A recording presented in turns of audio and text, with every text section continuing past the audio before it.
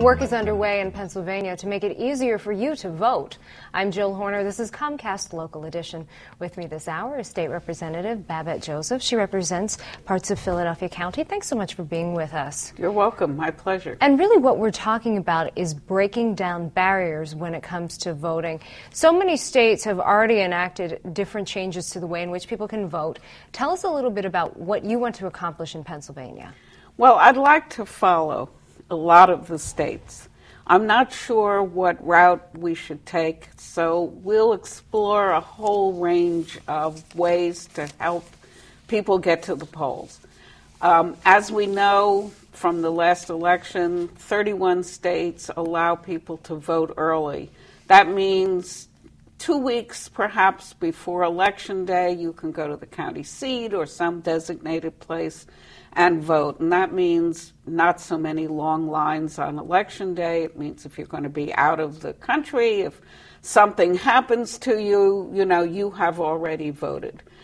Another approach to this would be what Oregon does. They just do mail-in balloting.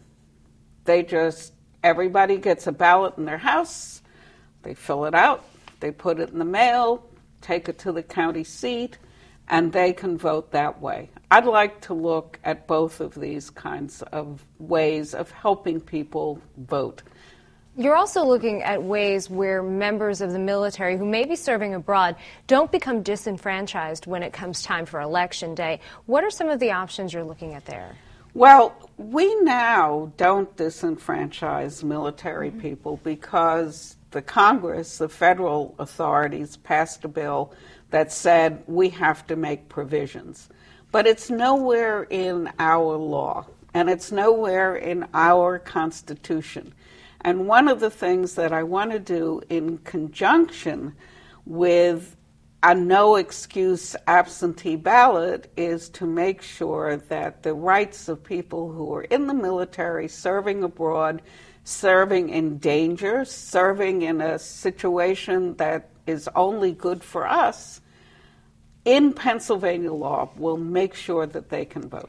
You are chair of the State Government Committee. Correct. Is this something that has been discussed at this point within this committee? Are these pieces of legislation that you're hoping to move forward? Well, I discussed in the last session universal mail-in balloting. There was not so much discussion about early voting. It's only after the election of November 4th, 2008, the presidential, where all this talk of early voting just started to bubble up. I'm for any of those kinds of solutions, but I really like the mail-in balloting, not only because it's very much easier for busy people, especially younger people. Younger people are now very interested in participating. They have school, they have jobs, they have family. I mean, really, they need to have some relief from having to show up and vote. But it's cheaper. We're looking now for state government ways we can save money. It is, even if the postage goes up, it is much cheaper to mail in than to show up, and I'm looking for it for those reasons as well. You've been in the state legislature since 1985, and voting has always been the same way since you've been an elected official.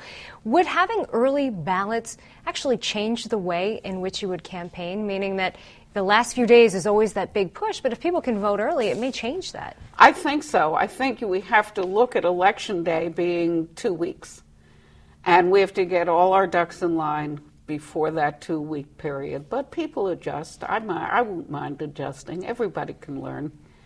We just have a short time left, but there has been some concern that by expanding this voting process to include potentially mail-in ballots, coming out to vote early in person, that it could actually cause some problems and some confusion with tallying the ballots. Well, I think actually it doesn't. There's a lot of discussion about fraud, but of course the more time you have to look at ballots, the more you can eliminate fraud. All right. Thank you so much. Come back You're and give us welcome. an update. I would be happy to Thank do you. that. We've been talking with State Representative Babette Josephs. I'm Jill Horner for Comcast Local Edition.